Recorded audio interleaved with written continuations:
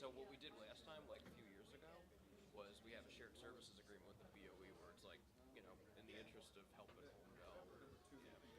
Yeah, I mean, if you can nudge them, that would be the easiest thing. If they're not willing to do it, then I guess we have to try to brainstorm a little more on how to do it. But it's going to be tough without them. No, no worries. The last thing about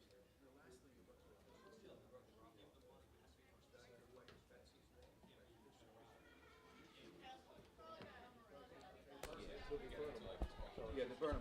Yeah, so probably any. Doesn't matter. Hi, Kathy. It's Wendy and the Township Committee.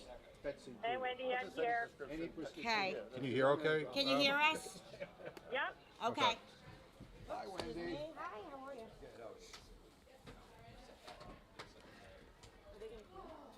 I think they're waiting for the Pledge of Allegiance, I'm guessing. Okay.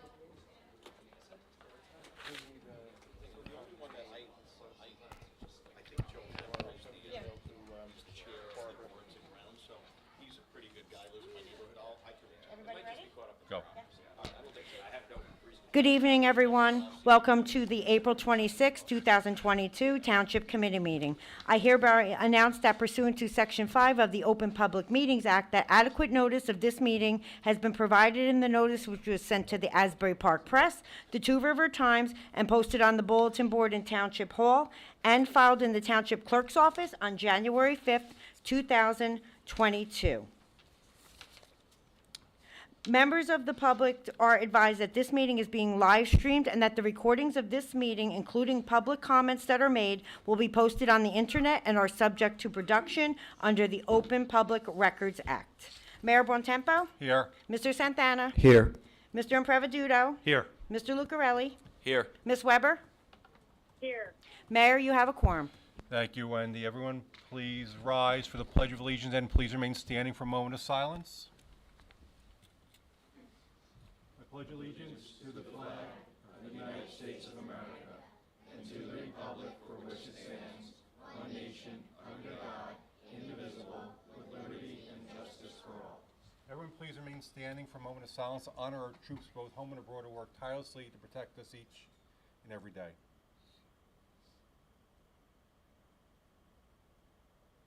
Thank you. Good evening, everybody, and welcome to the Holmdel Township Committee meeting, April 26, 2022. For the first item on the agenda this evening, we have a special proclamation. So we have with us this evening the Holmdel 3 and 4 girls Mid-Monmouth basketball team. So a special proclamation that I'd like to read into the record, and then I'll call your names, and then I'd like everyone to come up at the end so I can present you with myself and the clerk will present you with special copies of proclamation I'm reading into the record. So, whereas this year the Holmdel 3rd and 4th grade girls Mid-Monmouth basketball team finished their incredible regular season with an undefeated record. That in itself, girls, is amazing. Whereas the team went on to defeat Hazlitt in the semifinal tournament, whereas throughout the tournament postseason, the team outscored their opponents 87 to 25. So you have a great defense as well as good scoring. Pretty impressive. Whereas Holmdel ultimately won the 3-4 grade 2021-2022 Mid-Monmouth Championships with a win against Wall Township, whereas the players were led, supported, and encouraged by their endeavors and successes by their coaches, Allison Gramando, Kevin Buchanan, and Dom Serini. Now, therefore, be resolved by the Mayor and Township Committee, Township of Holmdel, on this 26th of April, 2022, that congratulations be extended to the following players: Josephine Serini, Olivia Seaton, Aubrey Bresnick, Blake Gramando, Ellie Foster, Ida Ackerson, Lena Taha, Leela Lynn, Nora Bronowich, Riley Zamet, Sienu Levine, Tegan Buchan. And the coaches, again, Allison Gramando, Kevin Buchan, and Dom Serini, both personally and officially on behalf of the residents of the community for their outstanding achievements. Be it further resolved that suitably engrossed copy of this proclamation be presented to this team as a small token of esteem which they are held, and therefore be it resolved that all best wishes be extended for continued success for all the future endeavors proclaimed this 26th day of April 2022, signed by Mayor Greg Bontempo. Girls, come on up.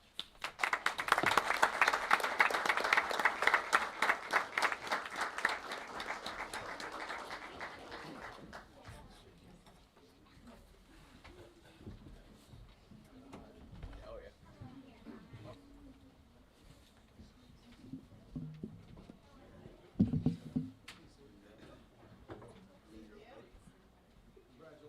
You guys, so I coached my daughter's team, and undefeated season is remarkable. You guys did an amazing job. Plus, the way you outscored your opponents. You want me to get? Can you get a seat? Wendy? Who's Wendy? Right here. Get closer, or Can the girls maybe step down can you go down here? Did Maybe you have see the go coaches. behind them? Is that okay? Coaches, yeah. Yeah, Go back that's here, easy. There you go. Yeah, how's that? Sorry. I'm not in a good, I need to get one or two. I'm official? Okay, girls, Thank that's you. enough. One more down front, that's it. That's it. Oh, yeah, that looks good, guys. All right. Beautiful.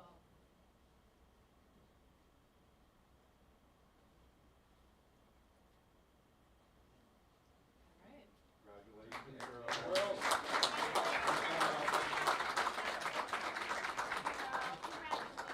Good job.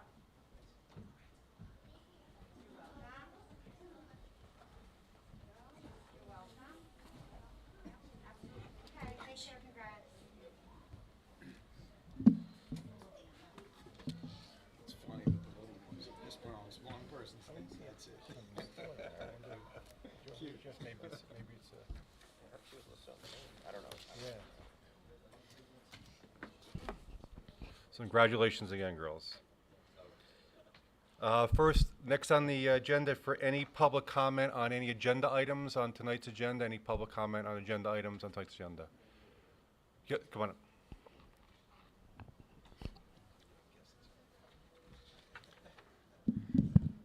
Ron Emma, 32 Ladwood Drive. Just a quick one. I noticed on the consent agenda, as far as the purchase of new vehicles, I was just wondering what the criteria was for the new vehicles, the DPW vehicles. There seems to be 5 or 6 new vehicles that you're looking to purchase. Is it a certain mileage they get to, and then you order new, or like, does Victor just say, I need 2 more pickup trucks, I need another dump truck? Because when I was at, the only reason I ask is because when I was at large item drop-off, all the trucks are there, and they look pretty new to me. They look in pretty good shape to me.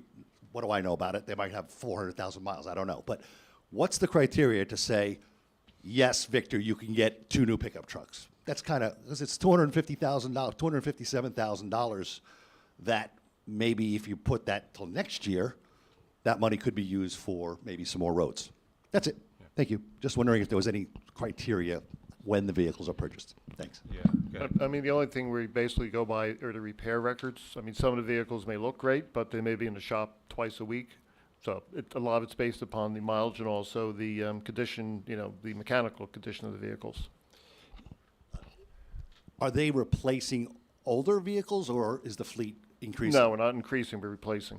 Thank you. Yeah, and a lot of times what happens is we have a mechanic works for the township, and he'll provide feedback as well that it's running its useful life, and make recommendations of which vehicles he feels need to be replaced, because it sometimes costs more to repair them than it would be just to, get rid of them, which we'll sell these at auctions, et cetera, and we get money for them on the back end as well. So it's all good. But thank you. Anybody else in the public? You have a, I have a follow-up. Okay. Do you want to go? sure, go ahead first. So, Ron, I appreciate you mentioning that, and I think that there maybe needs to be a little bit more scrutiny on these purchases, because they're big numbers. And I did sit down with Sharon when these were also in, when we did the budget, so these were in there going back early on in the year. And I did have her, I sat down with her and had her explain to me why we needed the vehicles, what the vehicles were for, because I wanted to know myself. So I think that it's important maybe in the future to have a little bit more scrutiny on some of these pieces of equipment because they are very expensive. So I thank you. Yeah, he stole my thunder.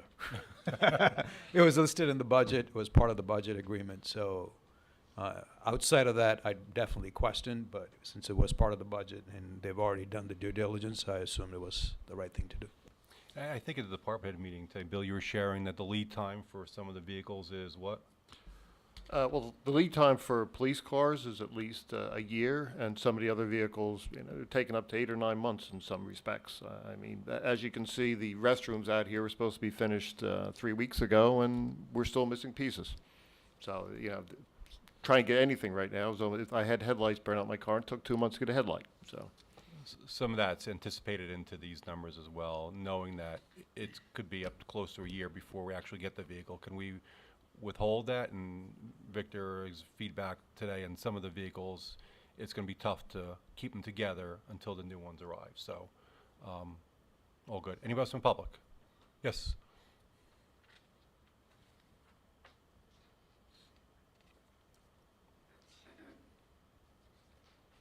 Bill Castning, 4 Tocaloosa Drive, Holmdel.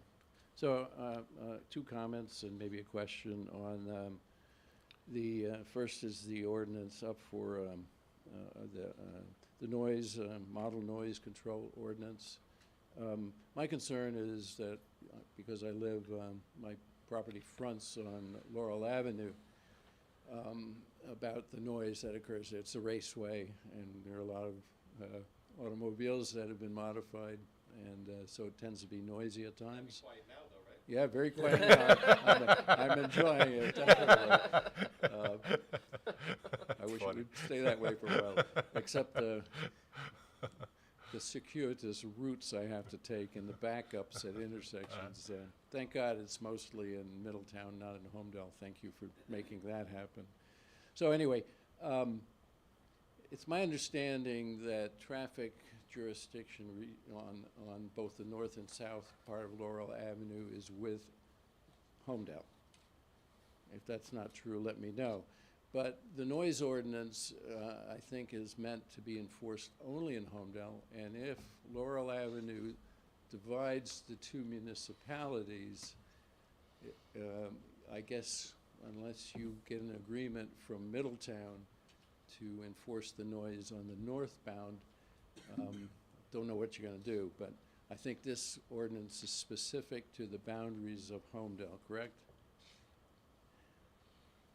You want to finish? Yeah, go ahead. Answer your question, then we'll Okay, cover it. second. And the other thing is on your, and by the way, I don't like ordinances and over-regulation. The less, the better in my book. But regarding the nuisances ordinance, I have a problem with your definition of insects and rodents. Bees are insects, and people have beehives, and in order to feed the bees, you have pollinator gardens or gardens.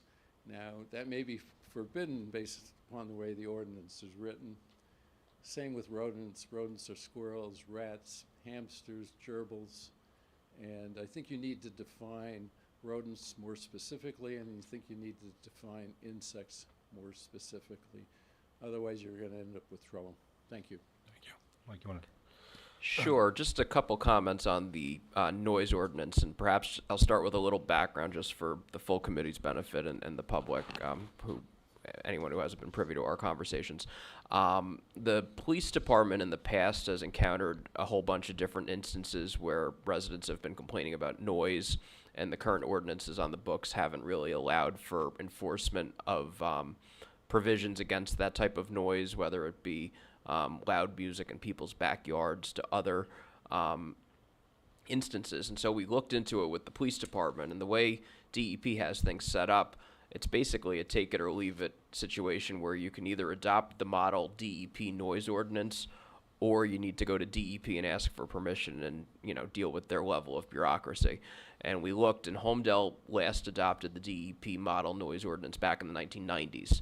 So the current 2021 version of the DEP ordinance is much more updated. It includes, you know, more modern provisions, including addressing, you know, basically speakers and noisemakers like that.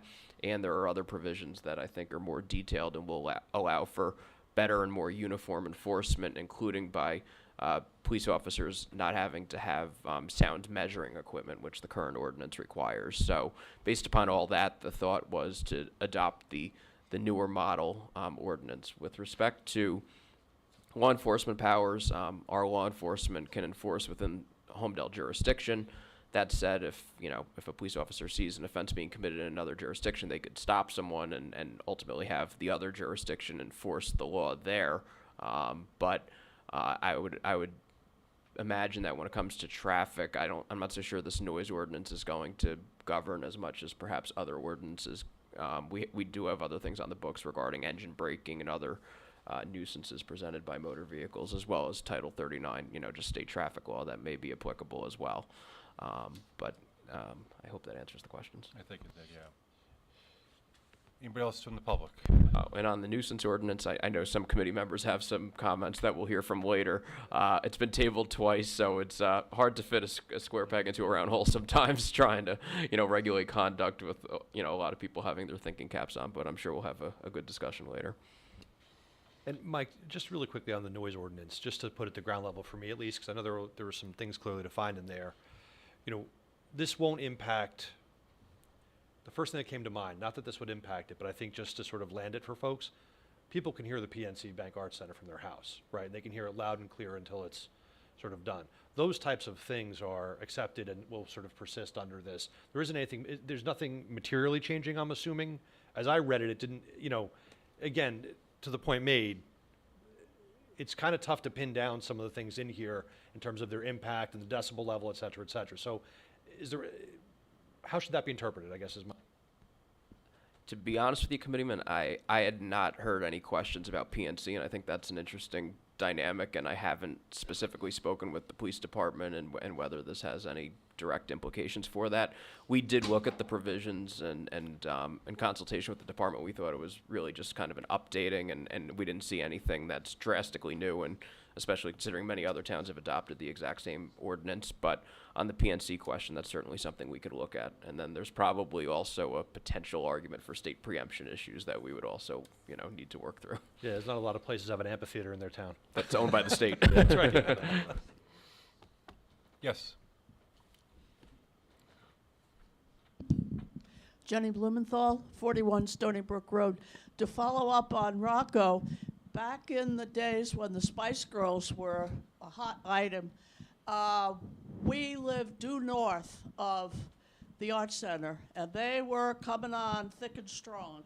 And apparently the wind was blowing from the southwest. And so 11 o'clock at night, we were hearing what we would call the rape of the Vestal Virgins at the Arts Center. So we called the cops, and the fellow who now works for the County Board of Health came over with his decibel meter and sat on our deck, and it was 1 decibel below the limit by the rules. And he said those engineers, though, are really sharp. They know exactly when they're pushing the buttons. And so there wasn't a thing I could do about it except close the windows. Yeah. So, if the wind's blowing from they could be blowing bombs off there, and if you're at the Duncan Smith Theater when the wind's not blowing, you cannot hear a thing. Yep. So it's got something to do with the weather, but those engineers, they don't want to hear from Holmdel and the police and me, who lives close enough to the theater that I could sit on the deck and listen to the concert if I was so inclined. That's the way it used to be, but it's been quieter more recently. Yeah, thank you. Anybody else in public? Seeing none, I'll close public comment. Next on the agenda is consent agenda items 2022-122 through 2022-135. Do I have a motion? Move. Have a second? Second. Roll call, please. Mr. Impreviduto? Yes. Mr. Lucarelli? Yes. Mr. Santana? Yes. Ms. Weber? Yes with a note. Mayor Bontempo? Yes. Okay, resolutions 2022-122 to 2022-135 have been successfully passed. Thank you, Wendy. Next is introduction of ordinances. Introduction of ordinance 2022-10, which is an ordinance establishing Chapter 28 titled Nuisances. Motion to adopt on first reading, publish in the Asbury Park Press, and set the public hearing for May 10th, 2022. Do I have a motion? I have a question. So you want to, We could either have discussion on the front end or after a motion in a Okay, second, I think. yeah. Either Move. way is fine. correct. Yeah. Yeah, move. Second. Roll call, please. Oh, no, now discussion. Now discussion. Yeah, I just wanted to see if we can include an exception to composting that we heard from one of the residents. Sure. And I'm trying to find the relevant provision. We did receive an email today, and I believe that concern is about section A2, which is escaping into the air. And we were also thinking, or no, the composting is about, we had two different ones. One was about that, and the other was about the fire, but I guess we'll deal with the composting first. The nuisance ordinance is going to be a nuisance. I could sense it. It's been, not going to change. So I guess A5, I think, is about depositing, accumulating, or maintaining any matter or thing which serves as food for insects or rodents. And the comment was to create an exception for composting materials. Is that correct? Right.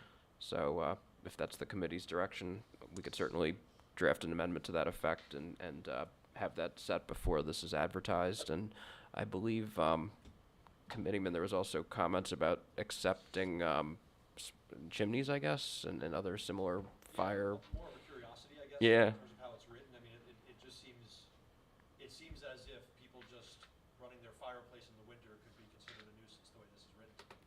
And I, I think to Mr. Cassidy's point, I'm a big fan of less regulation than more.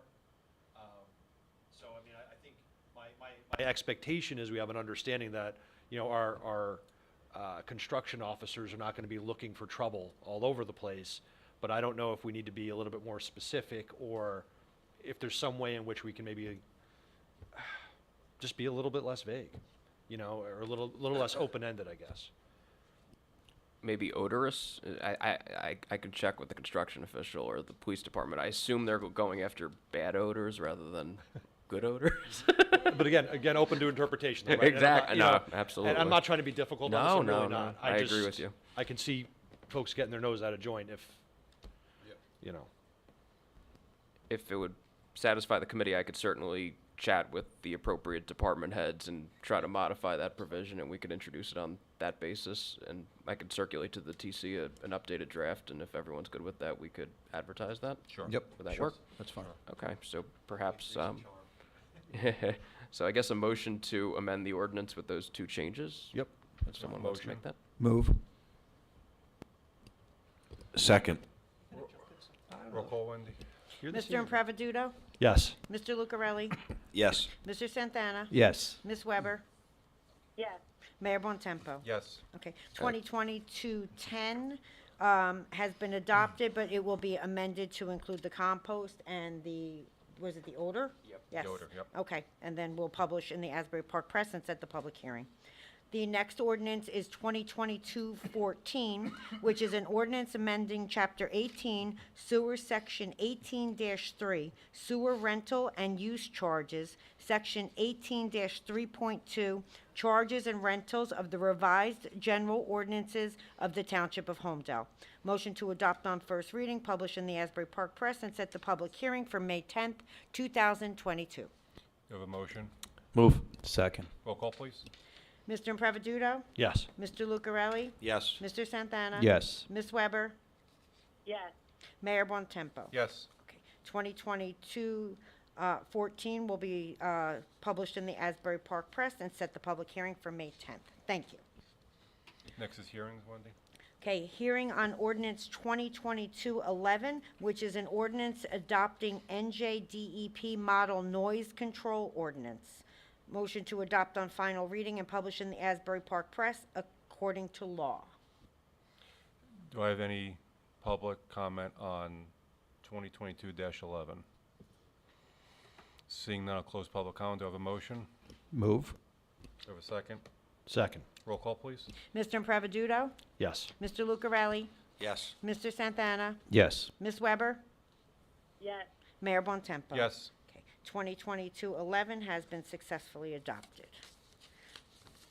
The next is ordinance 2022-12, which is an ordinance amending Section 5 titled Animals, making various revisions addressing free roaming cats. Motion to adopt on final reading and publish in the Asbury Park Press according to law. Any public comment on 2022-12? Yes. Jenny Blumenthal, 41 Stony Brook Road. Where did this come from? I've never seen a roaming cat. So we've had issues with colonizing in town, and it's become I don't want to use the word nuisance, probably use the word nuisance. It's become a nuisance. So we need a way, we need the ability to, the police need the ability to help control it because it's causing our township issues. And who would be in charge of worrying about that? Could go to the zoning officer, or it can go to the police. Poor Lonnie again? She's a TNR person and a dog trainer as well. Trap, neuter, and release. But she's already overworked and underpaid. Over cats? What are they doing to bother anybody? It's been a constant theme. It is, we've heard it over and over again, so it's causing some residence issues. I would also note, Mayor, the township has a shared services agreement with Middletown that Middletown provides the animal control services, and the ordinance also allows them to serve in the township's shoes to enforce the ordinance as well. Seems to me you're making too many ordinances. I guess I agree with Bill. Anybody else in the public? Seeing none, close public comment. Do I have a motion? Move. Do I have a second? Second. Roll call, please. Mr. Impreviduto? Yes. Mr. Lucarelli? Yes. Mr. Santana? Yes. Ms. Weber? yes, Mayor Bontempo? Yes. Okay, 2022-12 has been successfully adopted. The next ordinance is 2022-13, which is an ordinance amending Section 10-1.3 relating to uniform construction code fees. Motion to adopt on final reading and publish in the Asbury Park Press according to law. Any public comment on 2022-13? Seeing none, close public comment. Do I have a motion? Move. Second. Roll call, please. Mr. Impreviduto? Yes. Mr. Lucarelli? Yes. Mr. Santana? Yes. Ms. Weber? yes, Mayor Bontempo? Yes. Okay, 2022-13 has been successfully adopted. Thank you, Wendy. Thank you. We'll get updates. Start with the administrator and CFO. Thank you, Mayor. Couple things. Your tax payments are due on May 10th. The pilots, which we started to put online, have been taken off. There's some problems with the software. It's not internal software, it's external software. So you can make your tax payments online, but you cannot make your pilot payments online. We did have a sewer rate ordinance today. The last time we raised sewer rates was 2011. The purpose of the increase is back on the 8th of March, we did have an ordinance for sewer improvements, and we do have to fund those improvements. This ordinance will give us a 2% increase in the residential fees from 2022 through 2025, which should cover a big portion of the improvements. Lastly, the plastic bag ban begins on the 4th of May. The zoning officer, Lonnie, will be in charge of enforcing that statute in the township. Thank you. Thank you. Counselor, any updates? Just piggybacking on that, because we did get questions about the bag law that was passed. It does authorize municipal officials to enforce the law, and it's basically self-executing, and it also preempts towns from doing ordinances of their own, so there's no municipal action that can even be taken by the committee or any other local governing body. State law now governs on the bag ban. Besides that, just hearing Bill commenting upon it, I don't have any specific updates, but happy to answer any questions. Cool. Engineer Ben, any updates? Yes, thank you, Mayor. I have a brief presentation that I'd like to share with everybody. Just wait for them to pop up on the screens. There we go. So I'm here to talk to you about the 2022 road program. This was already approved on the consent agenda. You awarded a contract for the road program today. So I just want to go through and talk about how we come up with the roads, what the road program is, and how it is utilized by the township. So first thing we do is look at the township's goals. Maintaining township infrastructure is one of the #1 priorities, and it's important throughout the state. It's very difficult throughout the state just because of the amount of roads that we have and the cost of gas and asphalt. We aim to improve safety and comply with current standards. Now, your infrastructure actually does include roads, curb, sidewalk. That's all considered infrastructure. So, safety upgrades are handicap ramps, refreshing faded striping and signage. Complying with current standards would be, curb ramps to make them ADA compliant, and improvements to your stormwater to comply with NJDEP regulations. So some of the common problems that we see on our township roads, surface fractures, which happen when you have summer and winter expansion and contraction due to changes in temperature. Alligator cracking is a little bit more severe of a case. It kind of looks like alligator scales. That's when you have base failure in your roads. When you have cracking and alligator cracking, water can get into the cracks. When water freezes, it expands and can lead to potholes. It also leads to settlement, and you can have drainage issues where you don't want them. As I mentioned, summer and winter months, you have a freeze-thaw cycle, and one of the biggest issues is we have snowplows in New Jersey, and that exacerbates the problem. You can also have uneven pavement just from settling and that same freeze-thaw cycle.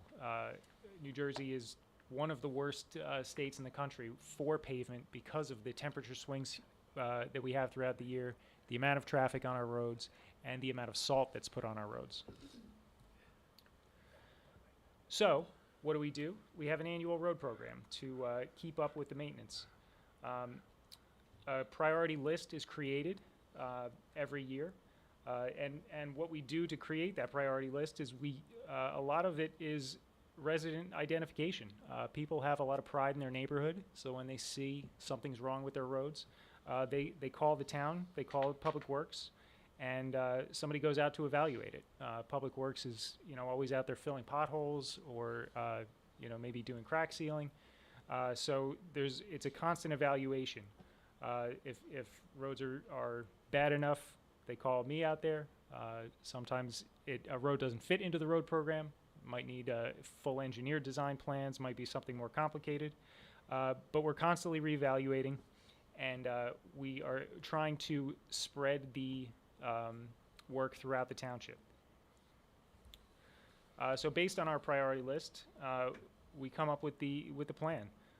Reconstructing or resurfacing highest priority roads, upgrading curb ramps, and repairing or missing or broken curb sections.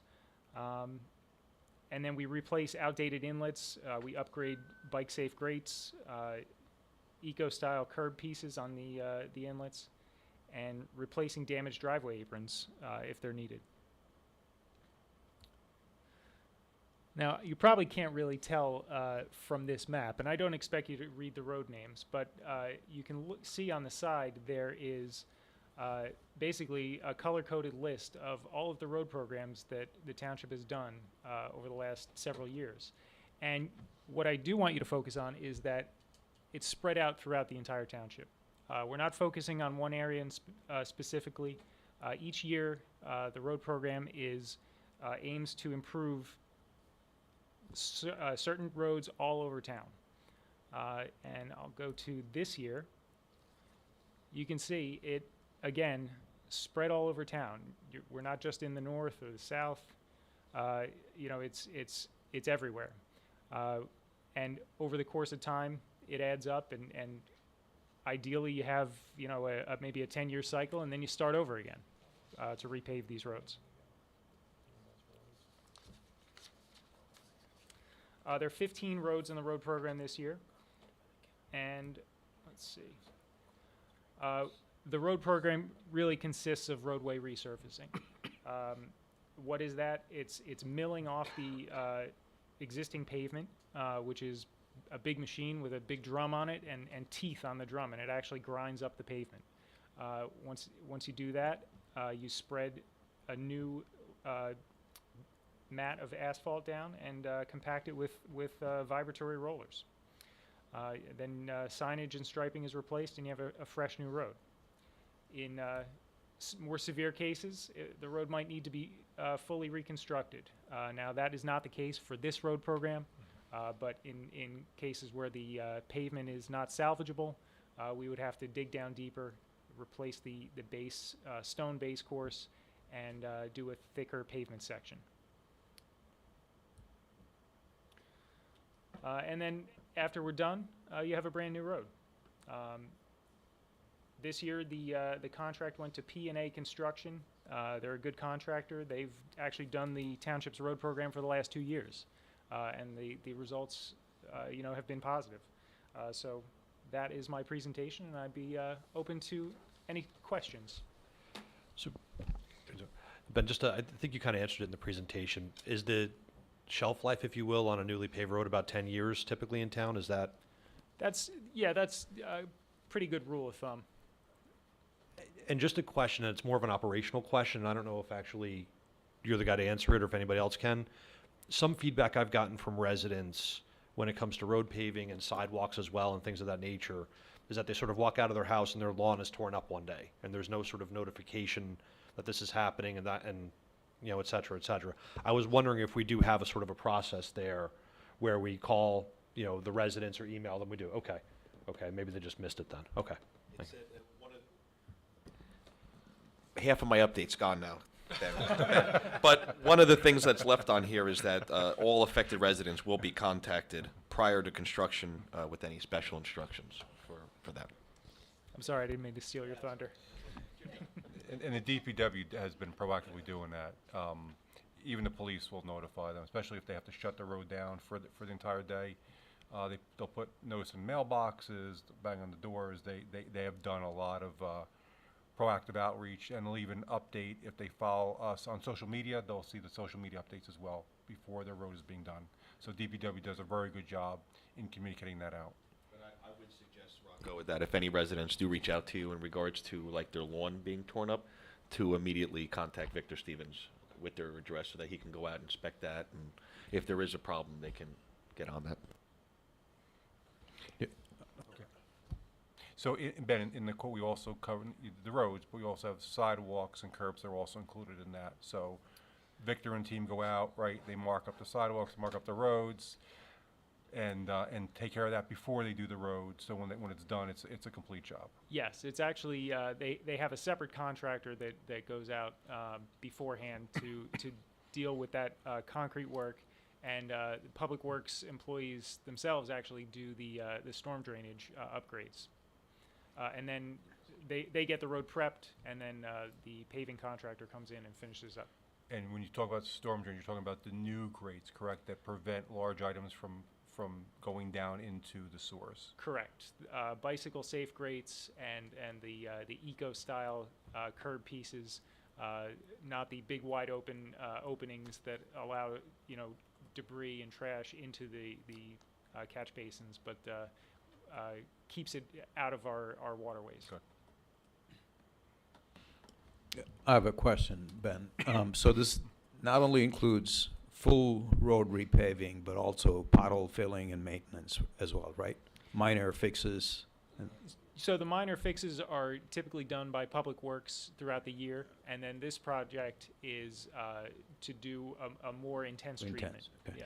Yeah, so I have a question, Bill, on the minor work that we do. I get emails from residents asking that we take a look at the potholes in front of their house, et cetera. So if we could at least show on the website the roads we've looked at or done minor fixes, that'll be helpful, because multiple residents report the same road or same issue, or people come back and say, oh, you haven't looked at what I sent you, and so on, so. Yeah, usually that stuff runs through Victor. I can ask him to follow up on it. Yeah, great. Yeah. One of the things that Victor sent me was that a complete list of all the roads of the project are on the Department of Public Works webpage. Right. So the Okay. 2022 and 23 lists are on the public website. So I'm talking about other minor fixes. So when residents write emails, it goes to eroads@holmdeltownship.com or roads@holmdel, but then they come back and complain, no one's looked at it. If you've looked at it, just state it on the website so they know it's been taken care of, so. That is, I did kind of have a discussion with Victor about how he addresses these issues that come up, and he said that's part of the evaluation process, is that when they get calls, if they're getting calls from the same road over and over again, there are multiple different issues, that raises the priority of that road to be repaved as part of a road program. Can you reach out to Victor, see if it's possible to just designate or denote which roads are that they're fixing minor repairs in addition to the road program, so people can be aware of what's on there, Ben? Yeah, that'd be great, because that way, there's some follow-up and it's publicly available and they're not bothering us, to be honest. And then if it's fixed and then something happens again, they'll know that it's a secondary issue, not the primary issue that was already taken care of. Because some of the roads, as you know, Ben, continue to in some areas, get worse and worse. Mm-hmm. So, I appreciate, anything else, Ben? No, that's it. Appreciate the presentation. Anybody else questions for Ben? Cool, thank you. That was very well done. We'll go with boards and committee updates. Committeeman Improviduto, any updates from you? Yeah, so for community development, there's a township soil ordinance is in the process of being updated to address the illegal dumping of soil in the township. Recently, there was illegal dumping of an estimated football-sized area of soil, 8 to 10 feet high at 26 Main Street. Freehold Soil has issued a stop construction order. The County Board of Health Hazmat Division is investigating along with the state DEP. There's also going to be open permit visits. So the building department has instituted a new program to visit homes in town that have either open permits or violations to assess the status, provide inspections, and issue violations if necessary. Thank you, appreciate that. Committeeman Lucarelli. Thank you. So a couple other things that I'd like to mention. Holmdel received a tonnage grant for recycling, and it was awarded from the Department of Environmental Protection for $43,000.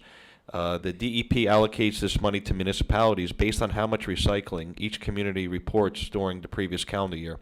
This grant money helps Holmdel to continue important work of promoting recycling and its important benefits within the township. The Ackerson basketball court is completely completed. I was sent a picture of it. I guess all the TC members, I don't know if they got a picture of it, but it looks really nice. The basketball court is now open to use by all residents.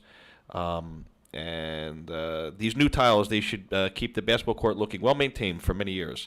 Curb repair also continues to be part of the work program, and the trail work continues at Bayonet Farm, and almost all the township sport fields are now lined and operational. And that's all I have for this evening. Thank you, appreciate that. Committeewoman Weber, you have any updates? I do. So the Recreation Committee met last night, and I have lots of things to report on, so I'll try to go quickly here. There are new smoke-free signs that have been installed in all the parks. Football reports registration is open and running 25 to 30% higher than last year. HYAA has a new president, Mike Flaherty, for the next coming year. Their spring sports are up and running and all doing well. We're working on a policy for selling of signs up at Phillips Park, and so that any sports team can sell signs to go up there, and how that will all work. HYA recently purchased a $3,800 volleyball set for the high school and donated mats at the batting cages at Cross Farm, and we'll be donating fencing at the outer outfield, as best I understand it, at Phillips Park, so we don't lose balls out that way. HYA is going to be holding an HYAA Day on May 7th at Cross Farm with entertainment and vendors and a parade and DJ and lots of fun family stuff. Soccer's in full swing, and they're going to be holding tryouts for the 22-23 season coming up in the next week. The swim club is gearing up to open up on Memorial Day weekend and is already halfway filled of all family memberships. So May 2nd, the rates increase, so get yours now. The new lockers will be in the swim club. A lot of the structural or maintenance type repairs are in the works.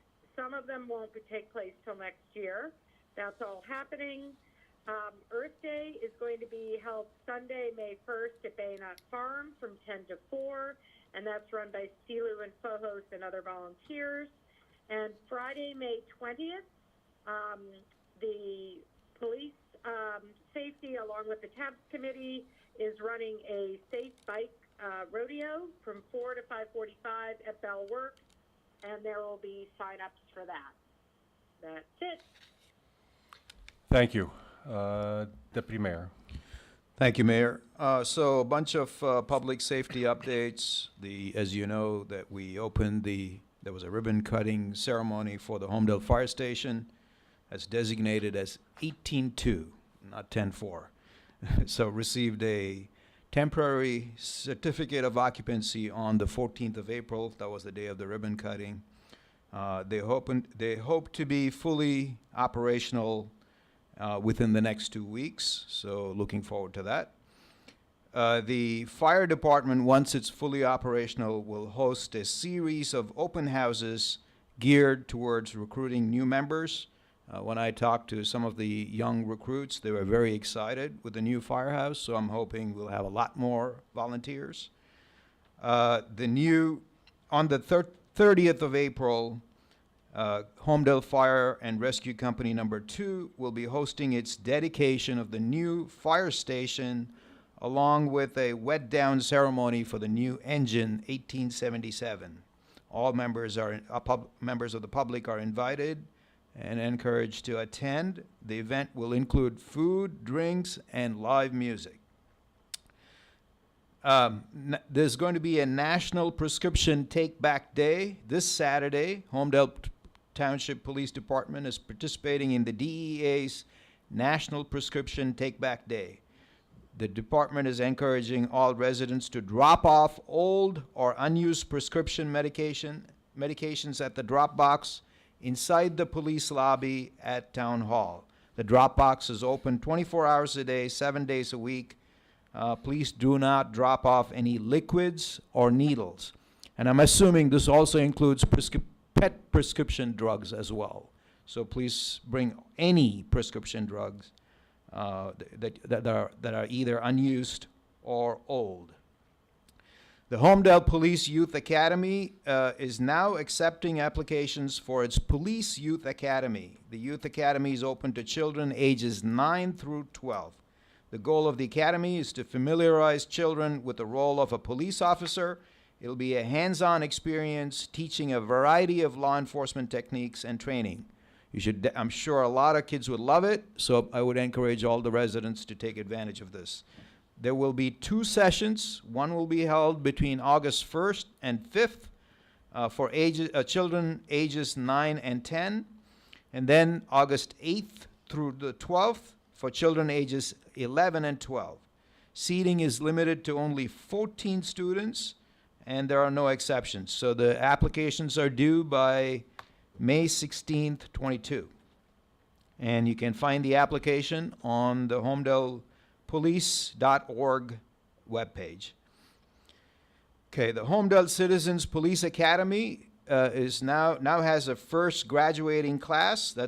And the HTPD is proud to announce that they will be graduating their first ever class from the Citizens Police Academy tomorrow night, Wednesday, April 27th at 7 p.m. here. Holmdel residents are graduating from the police academy after spending the last 11 weeks in classes. The academy has been a tremendous success, and the HTPD is looking forward to hosting another class next year. Thank you. Thank you. A few updates. So first is the blood drive events. As you know, last month we declared Red Cross Month in the Township of Holmdel. Holmdel Township will be partnering with the American Red Cross to host several blood drives in our community center. The dates will be May 24th, June 28th, July 12th, August 30th, and September 13th. All the events will run from 2 p.m. till 7 p.m., and the Red Cross asks you that you pre-register. The link to pre-register is on the Holmdel Township website and also available via our social media accounts. As our administrators mentioned earlier, there is a plastic bag ban going into effect. Reminder that beginning May 4th, the state of New Jersey will no longer permit stores to give out single-use plastic bags. New Jersey's law is the strictest in the nation. It will also prohibit grocery stores from giving out paper bags as well. Residents should plan ahead and begin obtaining reusable bags that you can bring with you when you shop. To that end, the Township Committee will be sponsoring a reusable tote bag design contest for students in grades K through 12. Students are going to be encouraged to develop a logo that reflects the benefits of recycling. The winning logos will be printed on reusable tote bags, which will be distributed at various township events throughout the year. I recommend they give them away at the large item drop-off. Since we have so many people going through there, it's a perfect way to distribute our bags. A winning design will be selected from each of the 2 categories, kindergarten through grade 6 and 7 through grade 12. Information about the contest will be posted on the township website and via our social media channels. We've created a webpage of helpful information, questions, and answers for residents. You can visit our webpage at holmdeltownship.com/plastic bag ban. Third, I mentioned this last meeting, the Motor Vehicle Commission Mobile Unit. Reminded the Motor Vehicles Commission's mobile unit will make a return visit to Holmdel on Thursday, May 26th. We'll be here from 10 a.m. until 2 p.m. The location will be on the lot right next door to us here at the community center. Pre-registration is required. The link and additional information is available on our website, holmdeltownship.com/MVC mobile unit. Customers for all services will need their 6 points of ID and must bring the social security card. And this unit was very helpful for all the residents that were able to be served this past fall. Cemetery cleanup events. Last meeting I mentioned several Holmdel residents volunteered with the Daughters of the American Revolution, the Holmdel Historical Society, and the Holmdel Police Cadets, and the Holmdel BSA Scouts to clean up one of the township's historic cemeteries that had fallen to disrepair. Next month, there'll be 2 additional opportunities to volunteer to clean up Holmdel cemeteries that have also fallen into disrepair. The first will be Saturday, May 14th. The group will be cleaning up the Laqueer Burial Ground at the corner of Line Road and Wigwam Road. On Saturday, May 21st, the group will be cleaning up the Catholic Cemetery, African American Cemetery located at the end of the Canyon Woods cul-de-sac. For more information, please check the Holmdel Township website as well as our social media pages. Lastly, in the front of Town Hall, Holmdel Township received its Salem oak tree sapling from the state of New Jersey. From those who don't know, the Salem oak was nearly 600-year-old oak that lived in Salem City, New Jersey since before the American Revolution. Early American settler John Fenwick forged a peace treaty with the Lenni Lenape Native Americans under this tree in 1675, purchasing much of what is now southern New Jersey. The Salem oak has many historical connections. Betsy Ross's father is buried underneath it. In 1927, Charles Lindbergh flew directly over the Salem oak as part of his cross-country and dropped a message from his plane to the residents of the city. The Salem oak uprooted and collapsed during a storm in June of 2019. Before it died, the Salem oak was also the largest white oak tree in the state of New Jersey. The Department of Environmental Protection, along with the Forestry Service and Rutgers University, created 565 saplings from the Salem oak, one for each municipality in New Jersey, with the request that each municipality plant a tree in a prominent safe location within their town. Holmdel Township received our sapling a few weeks ago, and the Department of Public Works planted on the grounds of Town Hall. The New Jersey Forest Service anticipates that over the course of 50 years, these 565 municipal trees will capture 2.1 million pounds of carbon dioxide, conserve 1.2 million kilowatts of electricity, and intercept 27.1 million gallons of stormwater, among other environmental benefits. It's great to have such an important piece of New Jersey history right here in Holmdel Township. On another note, many of you may have seen in the newspapers the accident that occurred on the Parkway early Monday morning, accident about 3 a.m. Because it happened in Holmdel on the Parkway, our first aid was called in. First aid responded with all of our ambulances, all four in our extrication unit. Holmdel Fire responded because of the extrication requirements. When they realized that the amount of patients that needed immediate trauma care, they didn't have enough ambulances to support it, so they called on the first aids of Hazlitt, Keyport, and Union Beach.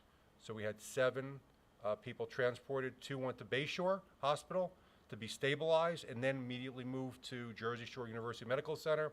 The other 5, which also needed trauma, were moved directly to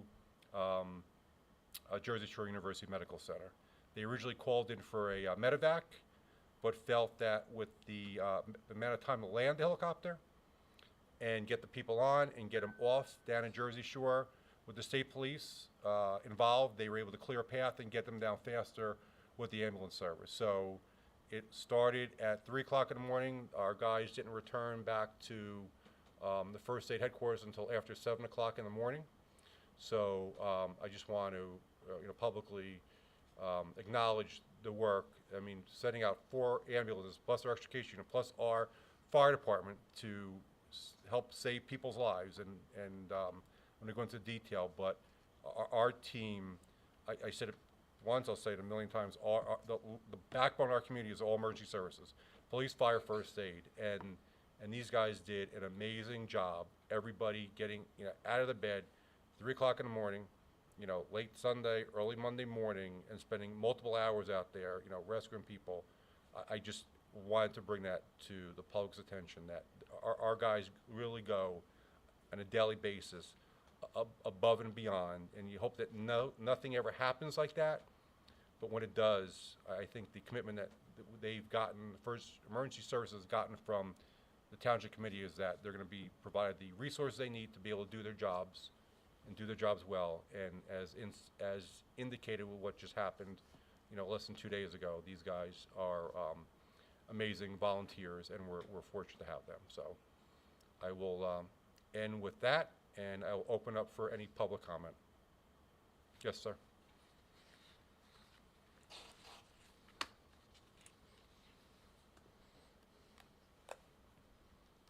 Bill Castning, 4 Tocaloosa Drive.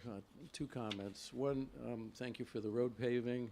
Hopefully Tocaloosa's on that list. I understand where you do get grant monies from the state, which is good, but then we have to bond for the rest. And if the shelf life of the road is only 10 years and the bond is for 20 years, how do you reconcile that? I'm just curious. And the second point I wanted to make is my organization, Monmouth Conservation Foundation, had a social board meeting this past Wednesday, and one of our couples who are good, generous to our organization live in Holmdel. You all know them, Betsy and Bob Wilson. And he sent me an email concerned about the vandalism that's going on up at the horn antenna. Just curious what we're going to do to prevent that. Thank you. Thank you. We've actually had a conversation today about the horn antenna. I'm not sure we have multiple options we're looking at. We don't own the property, but our police are aware of the situation and are patrolling it.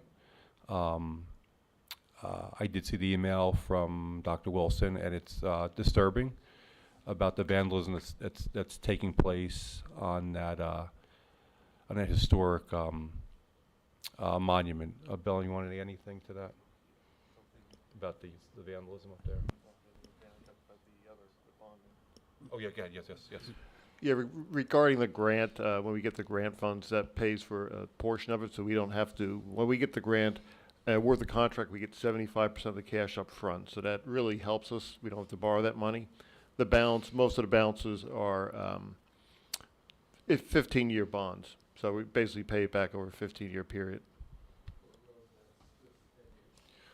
Well, there's a lot of other things in there also. It's just not the roads. There's some other improvements that may last longer than that. But you try to, they average the bond sale out. It's every project with a weighted average to figure out how long the bonds can be issued for.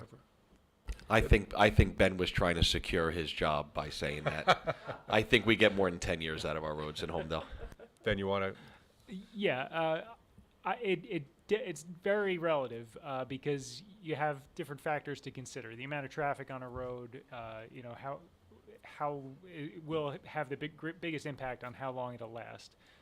Believe it or not, resurfacing a road, the mill and overlay road program we're doing is considered road maintenance because you're only removing or replacing the top layer of pavement. When you have a road that has failed beyond being able to be salvaged, you have to do the full reconstruction, full excavation, and relay the road base. I say that it lasts 10 years. In that 10 years from now, you really want to think about doing your maintenance again to redo the surface. But the road is not going to fall apart in 10 years.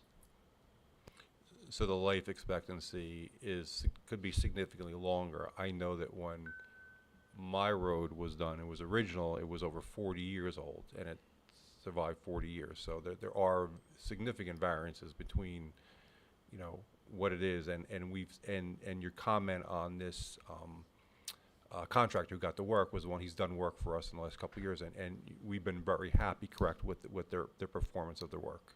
Correct. Yes. Yeah. Thank you. Anybody else from the public? Can I make a comment? So this is about the horn antenna. I brought this up multiple times here. And in fact, the meeting when I hosted and you weren't here, Assemblyman Scharfenberger was here, and he said specifically that he would get county and state funds to help us fix the horn antenna. So maybe we could reach out to him and see where he is on that. That'd be helpful. I do agree that I think if there's a way the township can get funds, through donations or through state grants or county, if there's a way that we could, move that and put it somewhere on our own property and preserve it, I think that would be a great benefit for the community, so, yeah. Absolutely. Anybody else in the public? Seeing none, I will close public comment. Okay, so Township Committee, Council is going to go into executive session and take no further actions, correct, this evening? Yes, to discuss personnel, and again, no further action, so the committee won't be coming back out to any further public session. So a motion to go into closed session would be in order. Move. Second. All in favor? Aye. Kathy? Aye. Okay, Aye. thank you. Thank you, everyone, for coming out.